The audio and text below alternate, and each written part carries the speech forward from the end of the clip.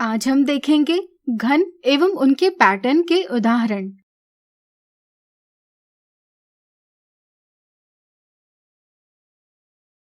क्या 27,783 पूर्ण घन यानी परफेक्ट क्यूब है? यदि नहीं, तो वह सबसे छोटी कौन सी प्राकृत संख्या यानी नेचुरल नंबर है जिससे दी गई संख्या का गुणन करने पर एक पूर्ण घन संख्या प्राप्त होगी? चलिए पता करते हैं कि 27,783 पूर्ण घन है या नहीं।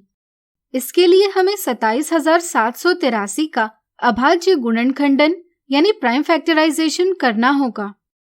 इस विधि में हम संख्या को अभाज्य संख्याओं से भाग देते हैं जब तक कि हमें कोई अभाज्य संख्या या एक प्राप्त न हो।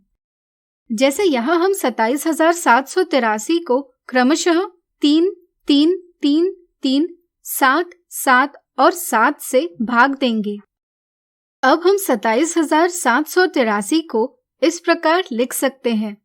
इसे ही हम गुणनखंडों के घन के रूप में 3 की तीसरी घात गुणा 3 गुणा 7 की तीसरी घात ऐसा लिख सकते हैं। क्या यह सभी गुणनखंडों की घात 3 है? नहीं, यह इस 3 की घात 3 नहीं है। चूंकि 27,783 के सभी अभाज्य गुणनखंडों की घात 3 नहीं है या सभी गुणनखंडों को घन के रूप में व्यक्त नहीं किया जा सकता, इसलिए हम कह सकते हैं कि 27,783 एक पूर्ण घन नहीं है। तो बताइए, इसे पूर्ण घन बनाने के लिए हमें इसका गुणन कौन सी प्राकृत संख्या से करना होगा? सोचिए सोचिए। बिल्कुल सही, हमें इन गुणनखंडों के साथ 3 गुणा 3 लगाना होगा, जिससे कि हम इस 3 को भी 3 की तीसरी घात के रूप में व्यक्त कर सके। चूंकि अब सभी गुणनखंड घन के रूप में दर्शाए गए हैं, इसलिए हम कह सकते हैं कि 27,783 गुणा 3 से प्राप्त संख्या एक घन जरूर होगी।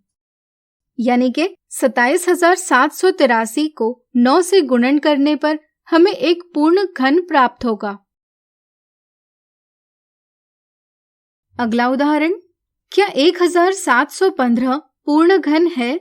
यदि नहीं, तो वह सबसे छोटी कौन सी प्राकृत संख्या है जिससे दी गई संख्या को भाग देने पर एक पूर्ण घन संख्या प्राप्त होगी? सबसे पहले आइए पता करते हैं कि 1715 पूर्ण घन है या नहीं। इसके लिए हमें 1715 का अभाज्य गुणनखंडन करना होगा। इस विधि में हम संख्या को अभाज्य संख्याओं से भाग देते हैं जब तक कि हमें कोई अभाज्य संख्या या एक प्राप्त न हो। जैसे यहाँ हम 1715 को क्रमशः 5, 7, 7 और 7 से भाग देंगे। अब हम 1715 को इस प्रकार लिख सकते हैं। इसे ही हम गुणनखंडों के घन के रूप में 5 गुणा 7 की तीसरी घात ऐसा लिख सकते हैं। जैसा कि आप देख सकते हैं, यहाँ 7 की घात 3 जरूर है, लेकिन 5 की घात 1 है।